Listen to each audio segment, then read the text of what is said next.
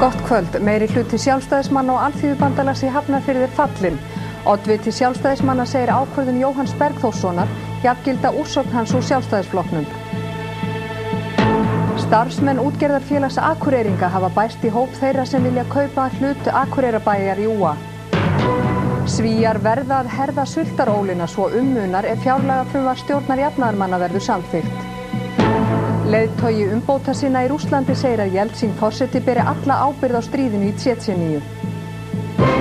Geðdeyfðarlyf eru langt algengari hér en annars staðar á Norðurlöndum. Ástæðan er betri meðhöndlun, segir Tómas Helgason. Stjórnarkreppa er í Hafnarfirði eftir að meiri hluti Alþýðubandalags og Sjálfstæðisflokks féll í atkvæðagreiðslu í bæjarstjórn Hafnarfjarðar í dag. Hér í Hafnarborg í Hafnarfirði er það bil að hefjast fundur í bæjarstjórn Hafnarfjarðar þar sem búist er við að þessi meirihluti sem hér hefur verið við völd undanfarið muni ríða til falls. Það var þéttsetinn áhorfendabekkurinn í Hafnarborgin í dag enda ekki á hverjum degi sem endur er bundin á meirihluta samstarf með þeim hætti sem þar gerðist. Á fundi bæjarstjórnarinnar átt að fjalla fjárhagsáætlun bæjarstjóra en eftir yfirlýsingar Jóhanns G. Bergþórssonar bæjarfulltrúa Sjálfstæðisflokksins síðustu daga var ljóst að ekki var meirihluti fyrir tillögunni. Í upphafi fundarins í dag var borin upp dagskrártillaga frá fulltrúum Alþýðuflokks og Jóhanni G. Bergþórssyni frestun á fundi bæjarstjórnar til 31. janúar. Í tillögunum var einnig óskað eftir því að bæjarendurskoðandi og bæjarlögmanni verði falið að fara yfir viðskipti bæjarins við nokkur tiltekin fyrirtæki í bænum, þar á meðal Hagvirki og Hagvirki Klepp, en það eru hvort tveggja fyrirtæki sem Jóhann G. Bergþórsson stjórnaði. Loks segir í tillögunni að bæjarstjórn samþykki að bæjarstjóri láti þegar að störfum enda sé ljóst að hann njóti ekki meirihluta fylgis. En þar dagskrártillögu var að ræða voru ekki greidd atkvæði þessu síðasttöldu efnisatriði eingöngu að fresta fundi. Það var síðan samþykkt með atkvæðum Alþýðuflokks og Jóhanns Gunnars Bergþórssonar gegn atkvæðum Sjálfstæðismanna og Alþýðubandalags. Þar með lá ekki annað fyrir en að slíta fundi sem þá hafði aðeins staðið í réttar 3 mínútur. Þessi tillaga sem hér kemur fram er kolrugluð í raun og veru. Dagskrártillaga getur eingöngu tekið til dagskrárfundarins og til einskis annars. Hér hins vegar er ljóst að meirihluti er fallinn, en það er engin nýr meirihluti myndaður.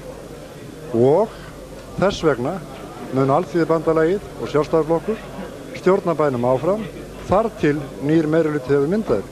Og ég á enn eftir að sjá hvernig sá meirihluti lítur út. Munu þið taka einhver skref sjálfur eða einhvert frumkvæði til þess að mynda nýjan meirihluta? Með mönnum sem er nýbúið að leggja til hér að reka nú starfi? Já. Ég held að það sé ekki tímabært. Málið er náttúrulega greinilega að þeir hafa ekki getað komið sér saman eitt eða neitt nema það að reka bæjarstjórn.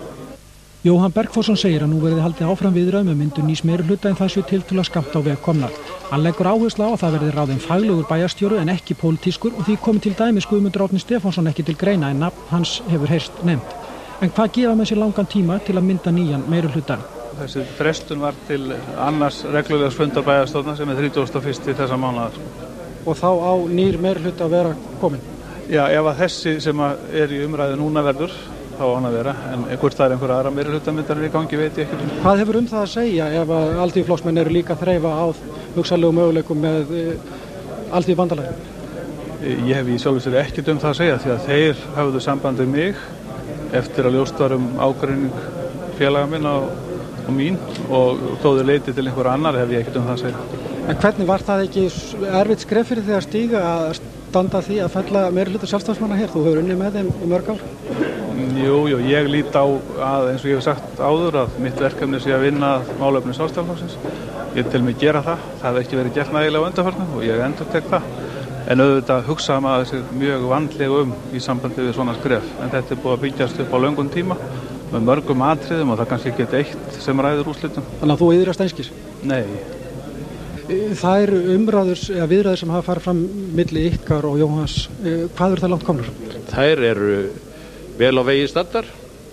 Við erum búin að hittast 2-3 sinnum og við komum örugglega til að hittast í dag eða kvöld og ræða málin áfram. Er það sá meirihluti sem þið stefnið að eða eru þið að hugsa eitthvað meira? Í dag er það sá meirihluti sem við stefnum að. Ég sagði, held ég við þig í gær að þá væru líkurnar meiri heldur en hann hefði deginum áður. Við höfum ekki tist í dag við Jóhann og Kratarnir þannig að sú stað er óbreytt. En eru þið ennþá með aðra möguleika opna?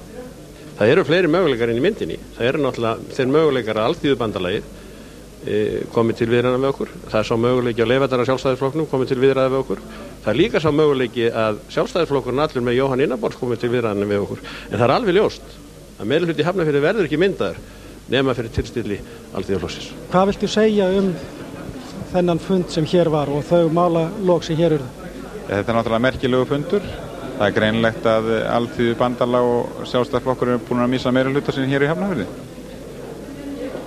En samt er það nú svo að við erum enn við stjórnvölinn í bæjarfélaginu og verðum enn sinn þar til nýr meirihluti verður skipaður. Er Sjálfstæðisflokkurinn klofinn í þessu máli eða er þetta bara einstaklingurinn Jóhann Gunnar? Já, þetta er bara einstaklingurinn Jóhann Gunnar sem er með þessu að yfirgefa Sjálfstæðisflokkinn.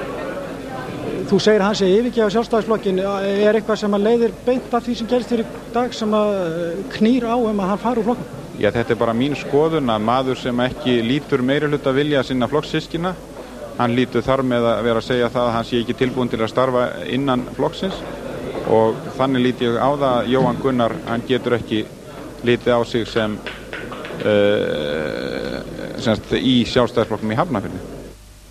Það sýnir alvarlega brotalöm í stjórnkerfinu ef hægt er að komast upp með fjármálasvik í stjórn sveitarfélags ef félagsmálaráðuneyti situr hjá og aðhefst ekkert. Þetta segir Ólafur Ragnar Grímsson, formaður Alþýðubandalagsins. Jón Baldvin Hannibalsson segir ágreiningin við Jóhann Bergþórsson ekki koma Alþýðuflokknum í Hafnarfirði við. Þegar þetta liggur núna opið fyrir, vera komið að því að félagsmálaráðuneytið grípi inn í. Félagsmálaráðuneytið er samkvæmt íslenskri stjórnskipan eftirlitsaðili með fjármálum og stjórnsýslu í sveitarfélögum. Og þegar búið er að leggja þessi spil á borði í skýrslu endurskoðanda sem birtir í Morgunblaðinu í dag, þá ber félagsmálaráðuneytinu að grípa inn í. Og núverandi félagsmálaráðherra er beinlínis að vanrækja embættisskyldur sínar ef hún grípur ekki inn í. Og mér finnst líka vakna spurningar það, hvað var félagsmálaráðuneytið að gera á síðustu 3 árum þegar allir vissu hvernig komið var fyrir hagvirki og vita var að það hélt áfram að vinna verk fyrir Hafnarfjarðarbæ. Sinnti félagsmálaráðuneytið ekki þá eftirlitsskyldu sinni og mér finnst þetta mál þess vegna sýna alvarlega brotalöm í íslensku stjórnkerfi ef að hægt er að komast upp með svona, mér liggur við að segja fjármálasvik í stjórn sveitarfélags ef að félagsmálaráðuneytið bæði á fyrri árum og sérstaklega nú, jafnvel í dag, aðhefst ekkert í málinu. En ég vek athygli á eftirfarandi. Jóhann T. Bergþórsson var hvort í senn bæjarfulltrúi Sjálfstæðisflokksins og forsvarsmaður fyrirtækja sem lengi var vitað að átt í miklum erfiðleikum. Það kom ekki í veg fyrir það að sjálfstæðismenn völdu hann til framboðs. Það kom ekki í veg fyrir það að Alþýðubandalagi samdi við Sjálfstæðisflokkinn og það kom ekki í veg fyrir það að núverandi bæjarstjóri Hafnfirðinga hefur setið þar í skjóli Jóhanns T. Bergþórssonar. Þannig að þetta er algjörlega mál Sjálfstæðisflokks og Alþýðubandalags. Nú, þessir menn sömdu við Jóhann T. Bergþórsson að hann skyldi verða bæjarverkfræðingur og gerðu það skriflega. Nú skilst mér að þessi bæjarstjórnarmeirihluti sé brostinn og meðal annars borið við vanefndum þessara manna á samningum og öðrum almennum óheilindum og það er fátt annað að segja henni að stundum uppskera menn eins og þeir hafa til sáð. Mér þykir vont að það skildi slitna upp úr þessu samstarfi án þess að ég ætla nú að fara að skipta mér að bæjarmálapólitíkinni í Hafnarfirði sem er nú stundum æðisgrauðleg. Já, mér þykir mjög slæmt þegar einn af bæjarfulltrúum Sjálfstæðisflokksins gengur svona frá sínu liði og minnst að kosti í dag myndar meiri hluta með Alþýðuflokknum. Ég held að þetta sé engum til góðs, ekki viðkomandi fulltrúa og ekki Alþýðuflokknum þó að ég kannski geta hafa áhyggjur af þessum öðrum. Þá þykir mér þetta vond tíðindi. Barist var í úthverfum Grosny þrátt fyrir einhliða vopnahlé Rússa sem gekk í gildi í morgun. Björn Bjarnason, formaður utanríkismálanefndar Alþingis, telur að Jeltsín forseti fjarlægist stöðugt umbóta sinna og það þýði að ráðamenn á Vesturlöndum verði mun varkárar en áður í samskiptum sínum við Rússland. Starfsmenn Rauða krossins komust til Grosny í dag. Þeir notuðu vopnahlé til að komast með hjálpargögn og lyf á sjúkrahús. Ástandið í borginni ömurlegt, fólk verður að notast við rigningavatn og pollum á götum úti. Nauðsynjar á skornum skammti en samt var eitthvað að fá á markaði í dag. Þrátt fyrir vopnahléð sem Rússar lýstu yfir einhliða var barist í úthverfum í dag. Rússar hættu að mestu árásum sínum á miðborgina en leyniskyttur skutu á allt byggt og fréttamenn CNN sjónvarpsstöðvarinnar sluppu með skrekkin í dag. Já, það fer náttúrulega tvennum sögum af því hvað að gerast í Kreml og menn virðast þurfa að vera að nýju kremlólókar til þess að átta sig nákvæmlega á því hvað að gerast í rússneska stjórnkerfinu nú þessa stundina. En það bendir allt til þess að Jeltsin halli sér nú frekar að hernum heldur en svokallum umbóta sinnum og að þróunin kunna verði þá átt að hann verði háðari þeim öflum heldur en hinum sem vilja raunverulega breytingar í Rússlandi. Jeltsin valdalaus? Það erfitt að slá nokkru föst það en þróunin í þá átt vegna þessara hrikalega atburða sem að gerast og þessara átaka sem fara fram að öfgaöflum virðist frekar hafa vaxið fiskur hrygg heldur en hinum sem vilja hafa þá stjórn á framvindu þjóðfélagsmála sem við kjósum það sem lýðræði ræður. Það þá herinn sem að ræður? Já, herinn eða þjóðerni sinnar, hvernig sem við skilgreinum þessa valdahópa í Rússlandi og það sem að gerast líka það að þeim meiri sem öfgarnar verða í stjórn Rússlands og viðbrögðum Rússa eða rússneskra stjórnvalda við því sem að gerast innan landsins sjálfs að þeim varkárari verða nágranna þjóðir og þjóðir á Vesturlöndum og forystumenn á Vesturlöndum í öllum samskiptum sínum við Rússland. Þannig að það má segja að það verði neikvæð þróun ekki aðeins innan Rússlands heldur gagnvart Rússlandi heim allan og þetta mjög alvarlegt ástand sem kann að skapast vegna þessa. Tortryggni eykst og við mögum ekki gleyma því að Rússland enn þann dag í dag eitt öflugasta herveldi í veröldinni. Leiðtogar valkosts Rússlands boðuðu til mótmælafundar í Moskvu í dag. Leiðtogi flokksins Yegor Gaidar var harðorður í garð Jeltsins eftir fundin. I think that the president is responsible for everything that happens in the country. Of course, he is not only person responsible. There are a lot of people who are advising this policy and prepared to implement this policy, but nothing could remove the responsibility from the president. It's his position. 3 sendiherra frá stofnuninni öryggi og samvinnu í Evrópu eða RÖSE eins og hún hét áður kom á fund Andrejs Kosyrevs í Moskvu í dag. Kosyrev utanríkisráðherra samþykkti að fulltrúar stofnunarinnar færu til Tsjetsjeníu til að safna upplýsingum ástandið þar. En hann nefndi ekki neinn ákveðin tíma og því það óljóst hvenær farið verður. Fiskiðjan Skagfirðingur hefur keypt hlut þróunarsjóðs í hraðfrystihúsi Grundarfjarðar. Með þessum kaupum hefur fiskiðjan eignast meiri hluta í fyrirtækinu og stefnt að stór aukinni veiði úthafskarfa. Þróunarsjóður bauð til skömmu til sölu 22% í hraðfrystihúsi Grundarfjarðar. Nafnverð bréfanna um 53,5 milljónir króna og það var tilboð Fiskiðunnar Skagfirðings sem reyndar var það eina. Fiskiðan Skagfirðingur átti fyrir 33% í hraðfrystihúsinu og með þessum kaupum eignast fyrirtæki því meirihluta 56%. Hraðfrystihúsið á 2 togara, Drang og Klakk. Hugmyndin að fara í stóraukna vinnslu og úthafskarfa á Grundarfirði og gert ráð fyrir að 3 til 4 togarar fari á veiðar. Einar Svansson, framkvæmdastjóri Fiskiðunnar Skagfirðings, sagði að mikið samstarf hefði verið á milli fyrirtækjanna og það myndi halda áfram. Fiskimjölsverksmiðjan á Sauðárkróki hefði til að mynda verið lögð niður og ekið með beinin til Grundarfjarðar. Umsvif Fiskiðunnar Skagfirðings hafa aukist gífurlega undanfarin 2 ár. Fyrirtækið á nú 7 togara, 3 frystihús, rækjuverksmiðju, skelfiskvinnslu og stefnir að því að komu pökkunarverksmiðju fyrir fullunnar fiskafurðir á Sauðárkróki. Nýstofnað hlutafélag Meleyrar HF, kaupfélags Vestur-Húnvetninga og Hvammstangahrepps hefur keypt Sigurborgu Vaffe sem 120 lestar skip af Sæhamri HF í Vestmannaeyjum. Með í kaupunum fylgir 600 tonna bolfiskvóti og einnig talsverður úthafsrækjukvóti. Kaupverðir 193 milljónir króna. Búist við að Sigurborgin komi til Hvammstanga á fimmtudag og að við tilkomu skipsins gjörbreytist atvinnulíf á Hvammstanga.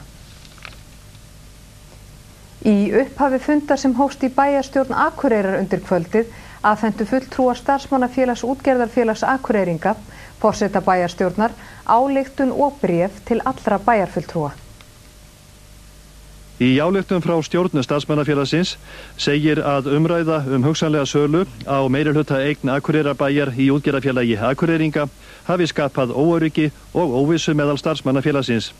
Síðan segir orðrétt: ef svo fer að bærinn sjáir sér ekki fært að halda meirihluta eign sinni í félaginu, treystum við því að þannig verði búið hnútana að engin einn aðili verði þar ráðandi.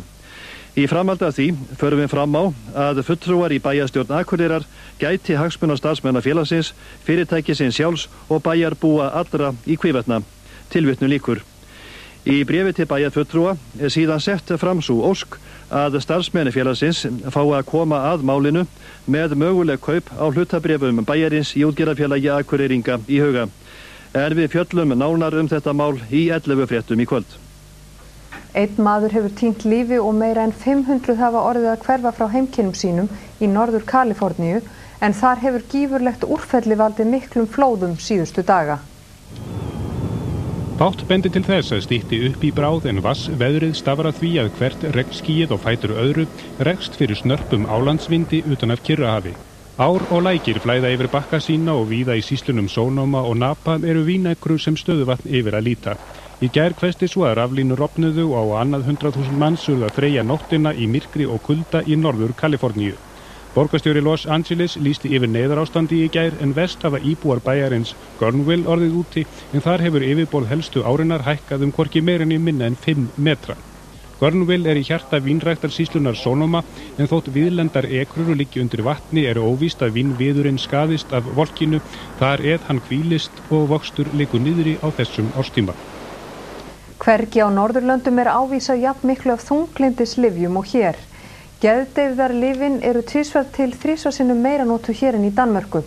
Þetta helgast af betri þjónustu við sjúklinga, nákvæmari greiningu á síðari árum og samdrætti í notkun annarra geðlyfja, segir Tómas Helgason yfirlæknir. Ný þunglyndislyf eru dýr og notkun þeirra hefur þrefaldast á síðustu 2 árum, en þegar hort fram hjá verðinu þá magnið sem þjóðin innbyrðir af einmitt þessum lyfjum á ári langt umfram það sem tíðkast í nálegum löndum. Þegar neysla þunglyndislyfjanna skoðuð á Norðurlöndum kemur eftirfarandi í ljós. 8 af hverjum 1000 dönum notuðu þessi lyf á árinu 93, 10 af hverjum 1000 Finnum, 15 af hverjum 1000 Norðmönnum og 14 af hverjum 1000 Svíum. Og 20 af hverjum 1000 Íslendingum. Þetta hlutfall að vísu komið upp í 25 í ár. Hægt að draga þá ályktun af þessu að Íslendingar séu illa þjakaðir af þunglyndi? Nei, það einmitt ekki. Ég held að þessu megi draga þá ályktun að Íslendingar séu minna þjakaðir af þunglyndi en aðrir vegna þess að þeir fá góða meðferð. Hinnir, ég held að Danirnir fá ekki eins góða meðferð eftir þessu upplýsingu sem nú liggja fyrir, sem að þú nefnir, en hins vegar verður að taka það með reikningin að heildarnotkun Dana á geðlyfjum meiri heldur en heildarnotkun Íslendinga, sem þýðir væntanlega að Danir að meðhandla sína þunglyndissjúklinga með kvíðastillandi lyfjum meira heldur en við gerum. Tómas hefur andmælt því að notkun þunglyndislyfja fari vaxandi með vísan til notkunar í mars 93, borið saman við 84 og 89. Í mars 93 var notkun lyfja yfirleitt og þunglyndislyfja sérstaklega í lágmarki. Á þessari töflu sjást dagskammtar á hverja 1000 íbúa á 3. ársfjórðungi á 4 árum.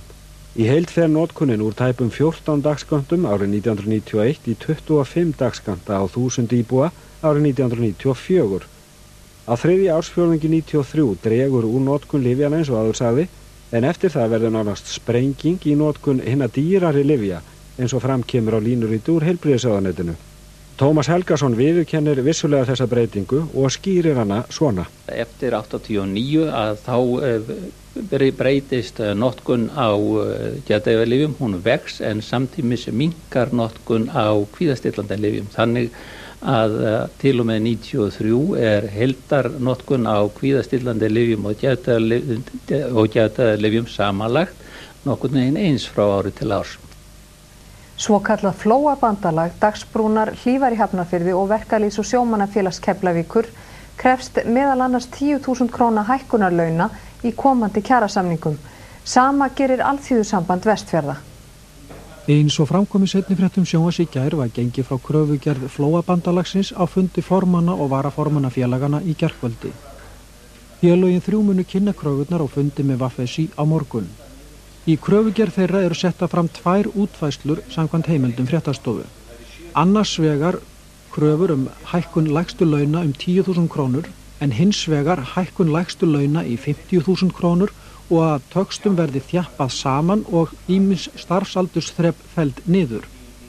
Farið fram á samning til 1 árs og gagnvart ríkinu meðal annars sett fram krafa að hækka skattleysismörk og breytingu á lánskjaravísitölu svo eitthvað sé nefnt. Alþýðusamband Vestfjarða hefur einnig sett fram kröfur sem ganga mjög í sömu átt. Þar krafist 7% hækkunar allra kaupliða og að mánaðarlaun hækki að lágmarki 10.000 krónur á mánuði. Fyrir lægstu byrjunarlaun sem eru liðlega 43.000 krónur þýðir slík krafa 23% hækkun. Jó, þetta getur verið mikið í prósentum, en þegar þú ert að tala hækkun á 42 til 50.000 krónur laun, þá þarf það ekki að vera mikil krónutölu hækkun til þess að við sé há í prósentum. Og einhvern veginn verður að lagfæra, einhvern veginn verður að standa við þessi 100 ára gömlu loforð það að jafna launin í landinu og hækka lægstu texta og nú tækifærið finnst mér til þess en svo aftur atriði sem að við verðum náttúrulega að vonast að takist, það að tryggja það sem að þann launajöfnu sem að við komum til með að semja En hafið kannast stöðu fyrirtækjana, hún slík að þær geti staðið undir þessum kröfum? Það ekkert alvöru fyrirtæki sem að ekki getur tekið við þessum hækkunum sem þarna að ræða. Svíar verða að herða sultarólina svo munar ef fjárlagafrumvarp ríkisstjórnar jafnaðarmanna verður samþykkt, en það var lagt fyrir þingið í dag. Gert ráð fyrir miklum niðurskurði ríkisútgjalda eða sem nemur tæplega 200 milljörðum íslenskra króna. Í frumvarpinu lögð drög að áætlun til 3 ára að draga úr ríkissjóðshallanum. Hann nemur nú liðlega 13 af 100 af þjóðarframleiðslu, en ef óskir ríkisstjórnarinnar rætast verður hann kominn niður í 7% 1998. Svo þannig fari hyggjast jafnaðarmenn afla ríkissjóði 1000 milljarða íslenskra króna með lækkun útgjalda ríkisins og hækkun skatta. En stjórnvöld leggja líkt með þraut. Á móti þessum þrengingum kemur að ríkisstjórnin hyggst fækka atvinnulausum Svíum 100.000 og verja 400 milljörðum í því skyni. Í ár bitnar niðurskurðurinn harðast á félagsmálaráðuneytinu. Af þeim 200 milljörðum sem ekki verður eytt hefðu rúmir 80 runnið þangað. Þar vegur þungt 15% lækkun barnabóta. Þá verða útgjöld til mennta og háskóla lækkuð hálfan 5 milljarð íslenskra króna. Framlög til varnarmála verða skorin niður tæpa 20 milljarða. Og ríkisútvarpið verður að sætta sig við sparnað upp á rúma 3 milljarða. Fjármálaráðherra Svíþjóðar, Göran Persson, telur fjárlagafrumvarpið harla gott en hann hafði ekki átt annars úrkosti en bregða niðurskurðarhnífnum. Ett program som har drivits fram, inte därför att vi har lust att beskatta folket hårdare eller har lust att gå in och riva i förmåner, utan därför att vi tvingas till det av de omständigheter som statsskulden representerar. Fördelningen vad gäller skattehöjningar och besparingar är sådan att vi lägger ungefär hälften i form av skattehöjningar och hälften i form av besparingar. Þjóðarskuldir Svía nema hvorki meira en minna en 13.000 milljörðum og stjórnarandstaðan hamraði á því í dag að grípa þyrfti til enn róttækari ráðstafana. En vegfarendur í Stockholmi höfðu hugan við eigin hag. Jag vet inte var man ska ta de pengarna ifrån. När man inte har några pengar idag att konsumera för, utan allting går ju till våran dotter i första hand. Då ska man ha ett barn till och med ytterligare utrustning då, så bara en barnvagn kostar flera tusen. Man tänker ju i första hand på att han ska ha då. Man tar ju och håller igen på sitt eget då, alltså både med kläder och allt. 16 orgel hafa verið keypt í kirkjur landsins á 7 árum án þess að Björgvin Tómasson, íslenskur orgelsmiður, fengi að gera tilboð nema í 1 skipti. Biskup segir það óviðunandi. Björgvin hefur þó smíðað 11 orgel á sama tíma. Hann hefur gagnrýnt kirkjuna harðlega fyrir að velja erlend orgel frekar en innlend. Björgvin Tómasson, orgelsmiður, átti fund með biskupi og söngmálastjóra í dag, þar sem málin voru rædd. Biskup mælist til þess við söngmálastjóra að innlendir orgelsmiðir sitji við sama borð og erlendir. Haukur Guðlaugsson, söngmálastjóri, segir fráleitt að menn þiggi umboðslaun fyrir að mæla með ákveðnum orgeltegundum eins og ÍAð hefur verið að. Frá árinu 1988 hafa 16 orgel verið keypt í íslenskar kirkjur án þess að Björgvin Tómasson fengi tækifæri til að gera tilboð í nema 1 þeirra. 5 önnur orgel á leiðinni til landsins og þar fékk þessi orgelsmiður tækifæri til að gera 1 tilboð. Maður er búin að sjá núna og það er búið að hamra á þessu íslenskt já takk, og ef einhver vil sýna það í verki þá er náttúrulega bara fyrst og fremst algjört lágmark að maður fái þá að gera tilboð í slík verk. En það náttúrulega, ég kemst aldrei yfir það að smíða öll hljóðfæri sem hefur verið óskað eftir til landsins. Söngmálastjóri á sæti í orgelnefnd sem er ráðgefandi fyrir val á orgelum í kirkjur landsins. Hann segir venjulega farið með sóknarnefndir í nokkrar kirkjur til að skoða nýjustu orgelin, en álits orgelnefndar sé ekki alltaf leitað.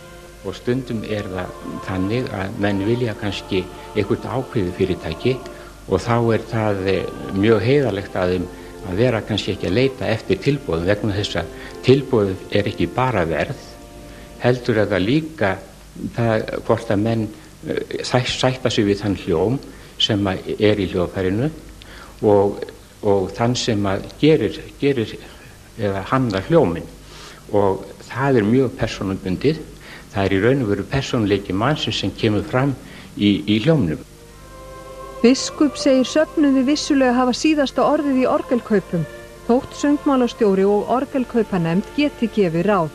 En ég vildi mjög gjarnan að íslenskir orgelsmiðir hefðu möguleika á því að bjóða í þessi verk og væru metnir ekki síður en aðrir, og þá náttúrulega miðað við þá hæfileika sem ég veit að þeir búa yfir. Ég vil mjög gjarnan stuðla að því að íslensk orgelsmíð eflist. Ómar Ragnarsson, sjónvarpsmaðurinn landskunni, hefur ákveðið að hætta störfum á Stöð 2 og flytja sig á ný yfir til sjónvarpsins. Í byrjun febrúar hefur Ómar Ragnarsson störfað nýju í sjónvarpinu og kveður þar með fréttastofu Stöðvar 2 eftir 6 ára starf. Hans fyrsta verkefni verður að annast stjórn á spurningaþætti framhaldsskólanna Gettu betur. En hvað réði þeirri ákvörðunars að snúa aftur á forna slóðir til sjónvarpsins? Það er ekki vegna þess að mér hafi líka svo illa sandið frá, þvert á móti. Þetta eru mjög góði stjórnendur, Elín Hirst og nýju sjónvarpsstjórar sem mér líst mjög vel á. En það er hins vegar staðreynd að þegar ég fór héðan, neðan af Ríkissjónvarpi, þá skildi ég eftir mig stóran stafla af spólum og efni sem sumt var næstu því komið í sýningu. Og nú þegar árin hafa liðið og ég hef ekki haft neitt tíma til þess að sinna þessu, þá er þetta bara börn frá fyrra hjónabandi sem ég verð að sinna. Og það var mat mitt þegar þetta kom upp í september og ég mat það hvað ég vildi setja í forgangsröð af því sem ég vildi gera sem sjónvarpsmaður, það sem ég ætti eftir. Þá væri það sem væri hérna niður frá, dýrmætar heldur það sem verið frá, einfallega vegna þess að þetta er svo ólík fyrirtæki. Þetta er nýtt þarna við frá en þetta er gamalt og þetta býr að öllu þessu gamla sem er í þjóðlífinu sem að ég mun fyrst og fremst fara í. En ég held að ég hafi líka gott af þessu, ég er búin að vera 6,5 ár við frá. Og þegar ég lít tilbaka yfir þann tíma sem ég hef verið á vinnumarkaðnum að þá hafa þetta alltaf verið 6 ár í einu. Ég var 6 ár íþróttafréttamaður, ég var 6 ár bara fréttamaður, svo var ég 6 ár dagskrárgerðarmaður, ég var 6 ár bara skemmtikraftur og kannski verið það 6 ár. Rannveig Guðmundsdóttir, félagsmálaráðherra, hyggst tryggja táknmálstúlkun fyrir heyrnarlausa í samskiptum þeirra við opinberar stofnanir með því að veita fé til bráðabirgða til þessa málaflokks uns framtíðarlaust fæst. Gert er ráð fyrir að kostnaður geti verið 2 til 4 milljónir fyrst í stað. Í ríkisstjórn í morgun lagði ráðherra til skipun nefndar 3 ráðuneyta og hagsmunaaðila framtíðarskipan táknmálstúlkunar. Slíkri nefnd er ætlað að gera tillögur varanlega úrlausn táknmálstúlkunar heyrnarlausra og daufblindra. Til að hrinda málinu í framkvæmd strax hefur félagsmálaráðherra ákveðið að veita fé til þessarar þjónustu frá næstu mánaðamótum. Reglur úthlutun verða settar að höfðu samráði við samskiptamiðstöð heyrnarlausra. Dæmi opinbera þjónustu þar sem unnt verður að fá túlk eru heilsugæslustöðvar, heimilislæknar og göngudeildir sjúkrahúsa. Í kjölfarið hyggst félagsmálaráðherra senda sveitarfélögum tilmæli að þau veiti heyrnarlausum og daufblindum sömu þjónustu vegna þátttöku í tómstunda- og menningarlífi. Miklar skemmdir urðu á trésmiðjunni Eik á Tálknafirði þegar eldur kom þar upp í nótt. Húsið á 2 hæðum og efri hæðin mjög illa farin. Slökkviliðið fékk tilkynningu eldinn klukkan 4 í nótt og slökkvistarfi lauk 3 tímum síðar með aðstoð frá Patreksfirði.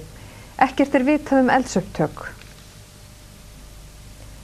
Víkingaskipið sem í smíðum hér líkast norska Gauksstaðaskipinu af öllum eftirlíkingum sem hafa verið smíðaðar á þessari öld.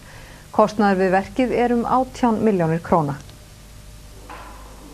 Norðmenn, Danir, Svíjar og Englendingar hafa komið sér upp eftirlíkingum af víkingaskipum og notaði til að skemmta ferðamönnum. Í sumar verður skólabörnum og ferðafólki hérlendis einnig boðið upp á fræðslu og skemmtisiglingar á íslensku víkingaskipi.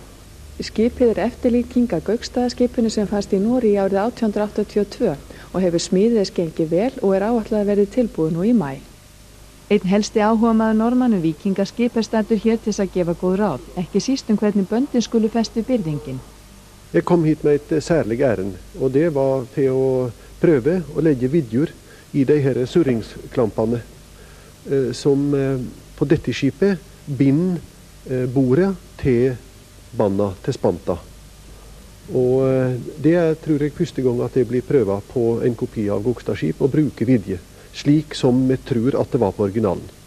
Hva har man brukt i de senere år? De siste 2 som var bygde i Norge, der bruker en nylon, og det vet vi sterkt, men det også så elastisk som en strikk, så at det skapte store vanskeligheter ombord i de skipa, både i Gaia og først og fremst i Lofoter, som sank på grunn av den nylonsurringa.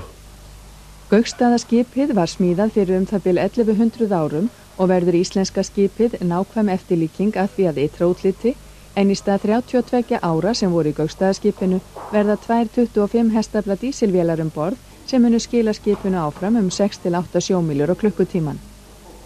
Íslenska víkingaskipið mun sigla hluta úr sumrunu með skólabörn sem fá verklega kennslu í sjóvinum borð samhliða fræðslu víkingatímabilið. En hvernig vaknar svo hugmynd að smíða víkingaskip? Ég hef náttúrulega verið eiginlega í kringum sjó og skipasmíða frá því að ég var ungur strákur, svoleiðis að alltaf verið mitt áhuga mál. Ég var stýrimaður á Gaia og þegar upp var staðið þá þurfti ég að gera eitthvað og þetta var utkommet. Jeg mener at det er gjort et veldig godt arbeid. Det er fin form på skipet, svært nær originalen. Jeg tror det er det nærmeste som er bygd i dette århundret. Jeg kan ikke sikkert sammenlikne med Viking som ble bygd i 1893. Men jeg synes det ser veldig bra ut i fasong. Det er brukt gode materialer, og det er gjort nøyaktig arbeid. Þar með líkur þessum fréttatíma. Unnur Ólafsdóttir segir okkur veðurfréttir eftir stuttastund og svo verður hún Erna Indriðadóttir með fréttir klukkan 11. Verið sæl.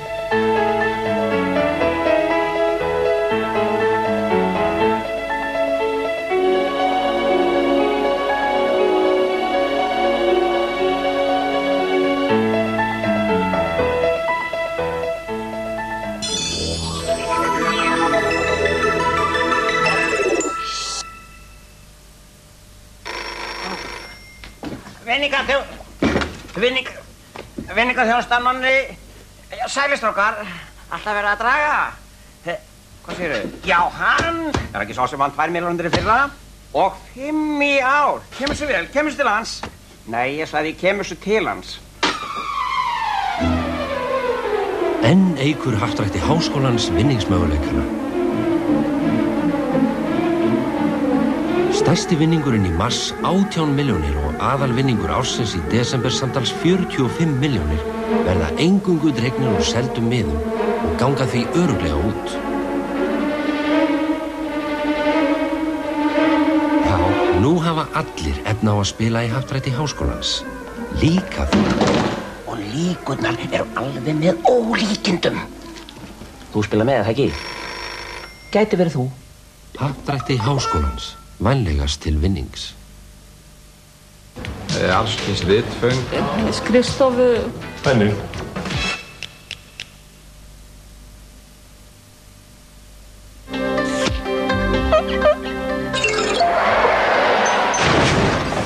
Jæja, vinnur. Þar fauk bónusinn. Nei, við sem höfum bónustryggingar Skandia missum engan bónus við fyrsta tjón. Og við annað tjón lækkar bónusinn okkar bara 5%. Það borgar sig að vera í sambandi. Já, það borgar sig að vera í sambandi við Skandia. Hringdu núna. Skandia. 86.900 Íslendingar drekka appelsínusafa daglega eða oft í viku. 96.000 Íslendingar sjá þennan auglýsingatíma.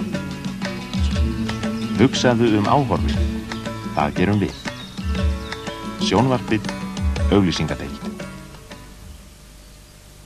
Þeir sem kaupa sér nýjan bíl bera saman tegundir, aksturseiginleika, útlit, verð og gæði. Niðurstaðan athyglisverð. Á hverju ári undanfarin 7 ár hafa langflestir Íslendingar keypt sér Toyota Corolla. Corolla Sedan kostar aðeins 1.299.000 krónur. Toyota, táknum gæði.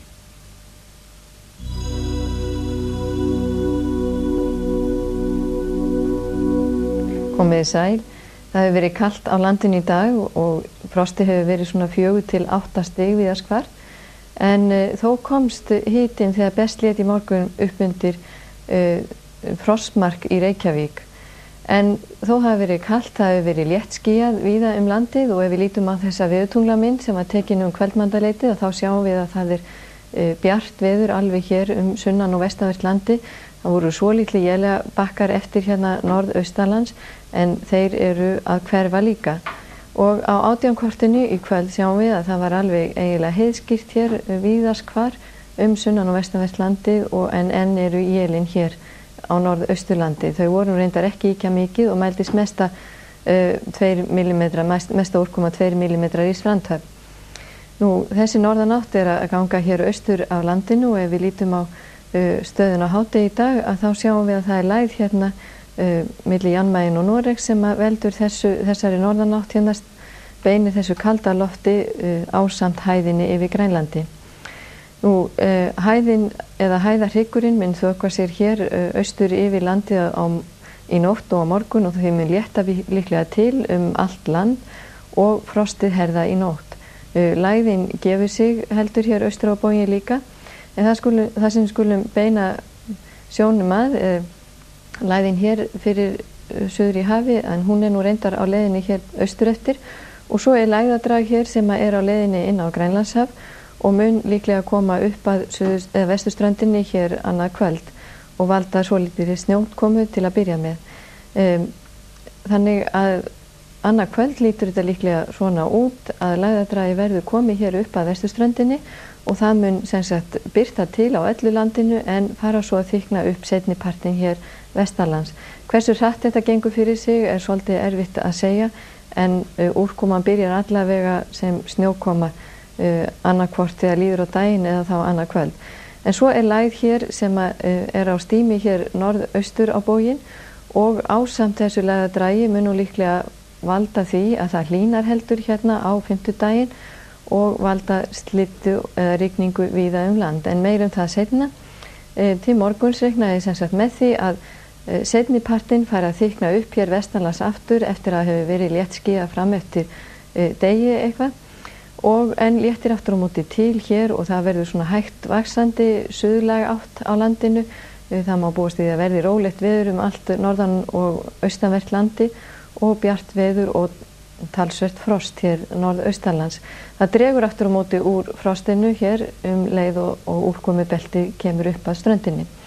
En svo við lítum á framhaldið að þá reiknaði með á fimmtudaginn verði komið sunnanstrekkingur og með slittuða rigningu einkum sunnan og vestanvert landi og hiti líklega nálægt frostmarki víðast hvar en getur verið svona á bilinu 0 til 4 stig í heildina.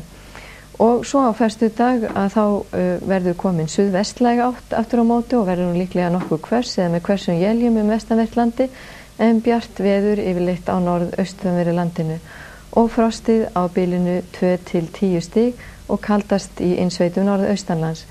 En sem sagt að ég reikna með því að það verði ágætis veður víða land en nokkuð mikið frost á morgun. Verið sæl.